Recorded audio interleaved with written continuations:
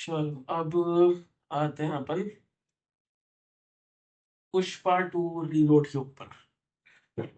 हाँ, बात इसकी लंबी बात थी। तो फर्स्ट हाफ में तो कुछ नहीं है, मतलब कोई नया सीन कुछ नहीं। जो शो होता है वो होता है सेकेंड हाफ में, वो भी जो जतरा वाला सीन है उसके बाद, जहाँ बस हमें अ,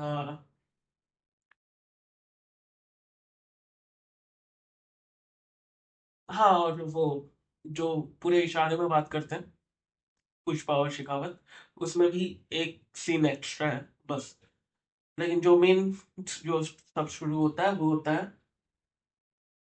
अ, जतरा वाले सीन के बाद, और दे वर इम्पोर्टेंट सीन्स। उसे डिलीट ही क्यों किया गया मुझे समझ में नहीं आ रहा है। वो सारे सीन्स को क्यों डिलीट किया गया जो कि बहुत इंपॉर्टेंट सीन्स थे। कनेक्टिविटी बैठाते हैं, नरेटिव बिल्ड करते हैं आगे चल करके कि आगे क्या हो सकता है, उस चीज का नरेटिव बिल्ड करते हैं। इन्होंने बस काट दिया था।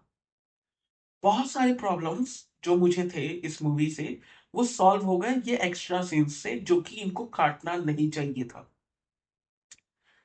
बहुत सारे प्रॉब्लम्स। तुम अभी कितना 3 घंटा 20 मिनट की सीरीज मूवी थी ये, 3 घंटा 40 मिनट की होगी, 20 मिनट का सीन ऐड कर दिए उसके बाद। वो सारे सीन्स इतने इंपॉर्टेंट है। पहला सीन, जहाँ बस अपने आप को बचाने के लिए मंगल श्रीनु से शिखावत लेके आता है सारे असली के लाल चंदन, उसको टेस्ट करवाता है और बोलता है कि हाँ, सब ये प्रूव करता है, ये प्रूव करता है कि उसके पास जितने लकड़ियां पकड़ी है उसने, वो सारी चंदन ही है। जिसकी वजह से यहाँ जो मिनिस्टर है, जो यहाँ बस इसको सीएम बनाने वाला था, वो बोलता है कि ये क्या हो रहा है, अगर सारे चंदन पकड़े गए हैं तो मेरा पैसा कहाँ मिलेगा, तू क्या कर रहा है। जो सीएम बनना है, जो बनने वाला है, उस वो प्रेशर में आ जाता है, वो मीटिंग बुलवाता है पूरे सिंडिकेट की कि भाई क्या चल रहा है, कि पैसे क्या होने वाले हैं, मैं सीएम नहीं बन पाऊंगा, क्या चल रहा है। और सारे सिंडिकेट वाले मिलकर के प्रेशर बनाते हैं पुष्पा के ऊपर। पुष्पा इरिटेट हो जाता है, जिसकी वजह से वो लड़ झगड़ पड़ता है सबसे।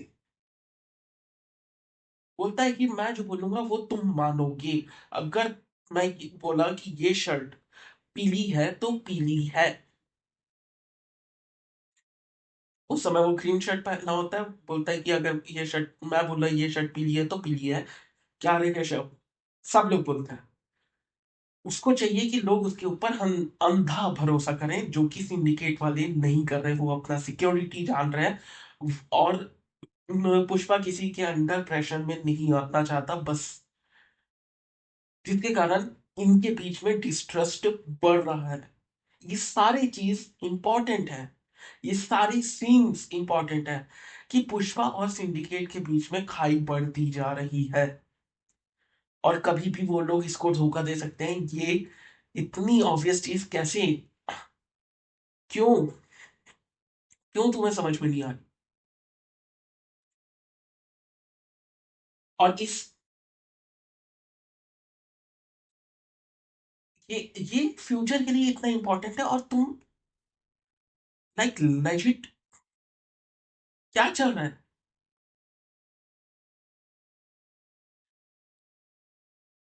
उसके बाद ये पूरे सिंडिकेट वालों को मना कर देता है कि मैं नहीं बताऊंगा कि सारे चंदन कहाँ है, क्योंकि अगर तू यहाँ बोलना मतलब सिखावत के पास आवाज अपने आप पहुंच गई।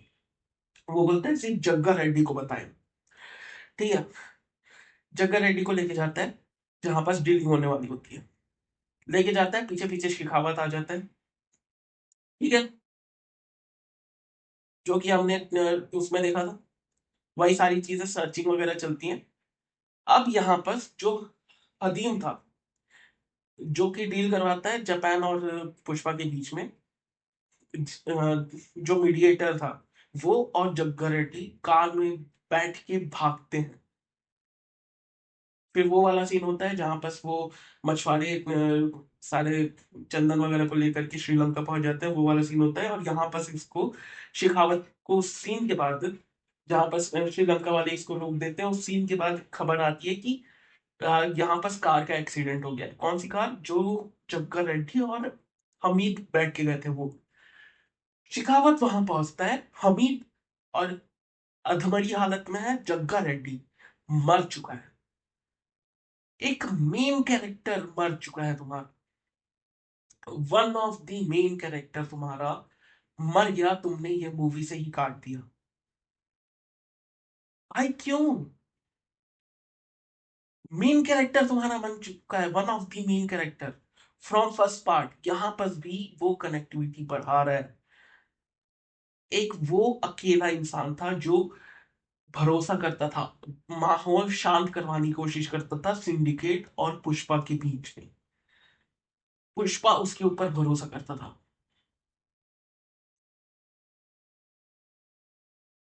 क्या चल रहा है? और तुमने ये सीन्स काट दिए, ये सीन काट दिए तुमने। भाई क्या सोच करके?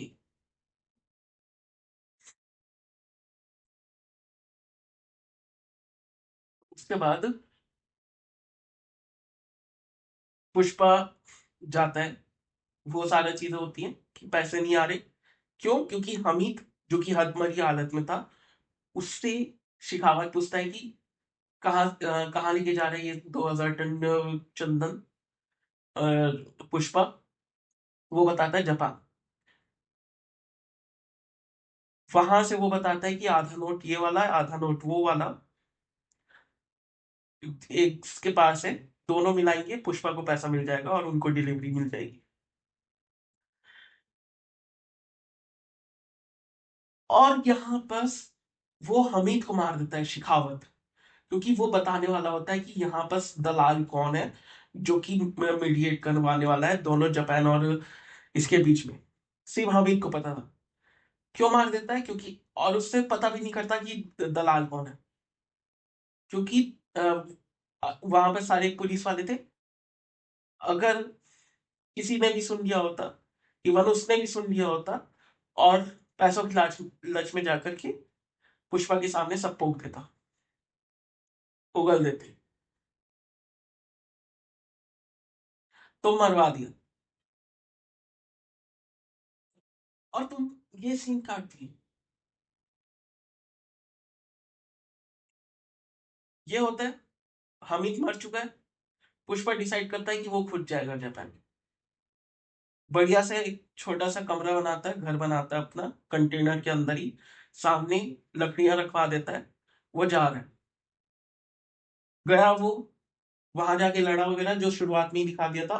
वापस आकर के जब वो नोट दिखाता है और बोलता है कि मैं पैसे लेने आया हूँ, वो जो जिससे लड़ा था वो उसको मारने जाता है, वो बूढ़ा वाला बॉस, वो उसी को मार देता है, याकुजा वाले को। उसको इनवाइट करता है, इन लोग बात करते हैं। वो उसको भरोसा दिलाता है कि आगे से ऐसा कुछ नहीं होगा, और वो फिर से नोट फाड़ के देता है। पुष्पा बोलता है कि ये नोट वगैरह नहीं चलेगा, अब चलेगा तो मेरा ब्रांड चलेगा, और टावल के ऊपर खून से अपना पंजा का निशान डाल के देता है। वो वहां जाके अपना पंजे का निशान छोड़ के आया है, तुम ये सीन काट दिए। कनेक्टिविटी, नरेटिव बिल्डिंग बोलते हैं इसको। और तुमने ये सीन्स, 20 मिनट के इतने इंपॉर्टेंट सीन्स काट दिए। रखे क्या? वो वाहियात से गाने, वो घटिया गाने। तुम्हें वो गाने रखना ज्यादा इंपॉर्टेंट समझा, सिवाय इस इंपॉर्टेंट सीन्स के। वो ना वो गाना किसी को होता, ना फीलिंग होता, ना पुष्पा भी नहीं। वो तीनों गाने अगर हटा दिए होते ना, आराम से ये आ सकता था, ये सीन्स। फिर वहां से वापस आता है, सारे पैसे लोगों को पहुंचाता है। एक और सीन है जहां पर वो पूरा पैसा लेकर के, जो सोफा में रखता है वो लेकर के जॉली रेड्डी के पास जाता है। वहां बोलता है कि ये ले, एक गन है तेरे पास, या फिर ये पैसा ले, या इस गन से मेरे को उड़ा दे, क्योंकि मेरे कारण तेरा दोनों भाई की जान गई है। और वो गन उठा के उसको मारने जाता है, लेकिन उसका हाथ फिसल जाता है और उसका गोली कहीं और चली जाती है। वो बोलता है कि ठीक है, तेरे को मेरे को मारना है ना, तो मैं ये पैसे लेके जा रहा हूँ, जब तू ठीक हो जाए मेरे को मारने के लिए आ। तब जाकर जॉनी रेड्डी हमें उस मिनिस्टर के घर देखने को मिलता है। कनेक्टिविटी तुम, भाई इतने इंपॉर्टेंट सीन्स तुम कैसे काट सकते हो? ये नैरेटिव बिल्ड कर रहे हैं, कैरेक्टर मोटिवेशन हम तुम्हें दिखा रहे हैं।